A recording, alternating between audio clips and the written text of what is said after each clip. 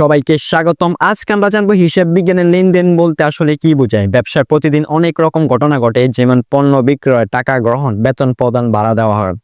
এইসব যেসব ঘটনা টাকার আদান প্রদান হয় সেগুলোই কি বলা হয় লেনদেন। ধরো তুমি দোকান থেকে 100 টাকার খাতা কিনলে, এটা এক ধরনের লেনদেন।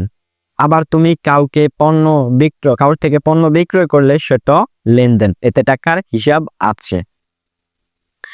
যেগুলোতে টাকা হিসাব রয়েছে ওগুলো সব হলো লেনদেন। মানে টাকার মাধ্যমে প্রকাশ করা যায় এমন সব ঘটনাই হিসাব বিজ্ঞানের। সবকিছুর মূল্য শুরু হয় লেনদেন দিয়ে, কারণ প্রতিটি লেনদেনে পরে হিসাব বিজ্ঞান হয়ে লেখা হয়, আর সেখান থেকেই নির্ধারিত হয় ব্যবসার লাভ বা ক্ষতি। লেনদেন বুঝলে হিসাব বিজ্ঞান অর্ধেক বুঝে ফেলেছ।